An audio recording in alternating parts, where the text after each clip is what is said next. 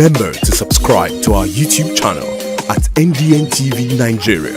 Click on the subscribe button and be the first to get notifications. Political and community leaders, alongside civil society organizations from the Niger Delta, are once again amplifying the call for a Nigerian constitution that grants more autonomy to regions and subnational governments, particularly in harnessing their own resources for the development of their people.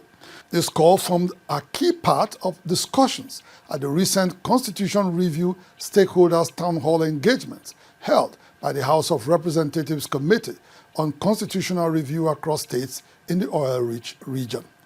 Across Bayelsa, Calabar, and Ondo, participants were unanimous in their demand for a people-centered and grassroots-driven constitution that will finally address the age-long marginalization and deprivation of the Niger Delta people, whose resources continue to power the Nigerian state.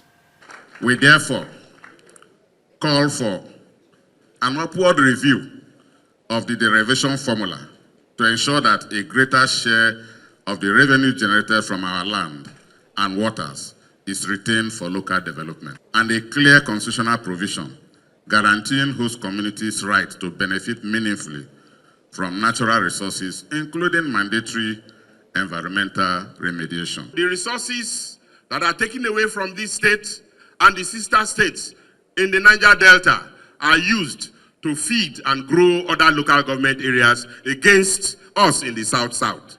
And these are the issues that we must speak to today. The people of Anioma qualify from all indicators to be a state. This is a group of people, they are Igbos, but they are in Niger Delta region.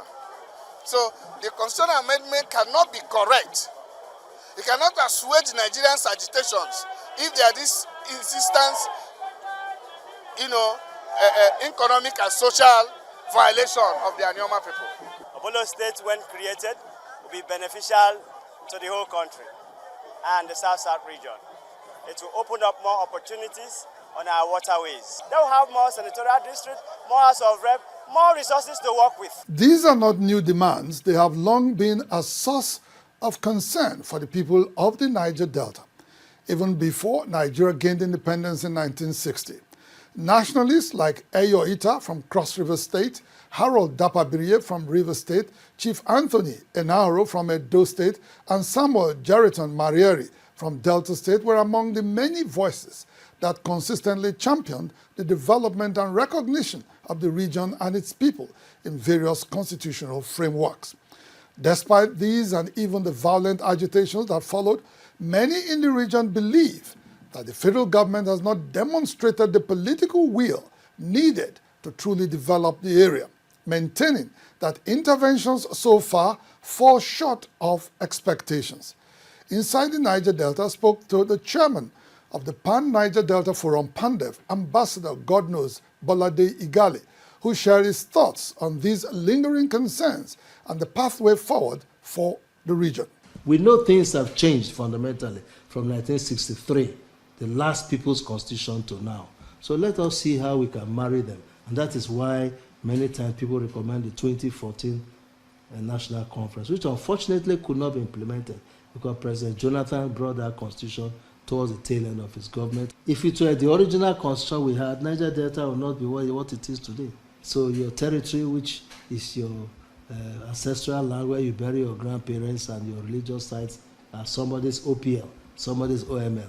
Look, for me as a person, and this is what the PANDEF position, is that let us have a Nigerian constitution. Let them say the Nigerian system. There's a Swiss system, there's a French system, there's an Israeli system, there's a German system, there's a South African model. Why can't we have a Nigerian model? Now look, truly, who are we as Nigerians? I bring up a constitution that reflects our true identity as Nigerians. Some youth leaders across the region also shared their perspectives on how the Nigerian constitution can be reviewed to better serve the interests of the people in the Niger Delta, whose lands have been taken over by oil installations and whose environment has suffered severe pollution. Look at the East-West Road, for example. That road has been under construction for years. That road has been a menace to the people of Niger. Year in, year out, budget in, budget out, every year it's there, yet, and nobody's talking about it. Nigeria want to move forward. We need to, first of all, jettison the 13%. Let us put that one aside.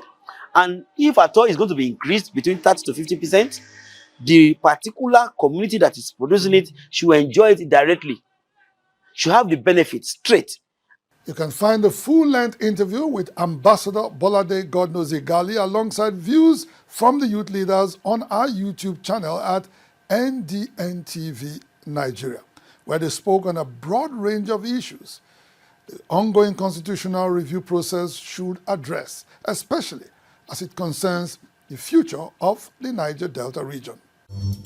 Inside the Niger Delta,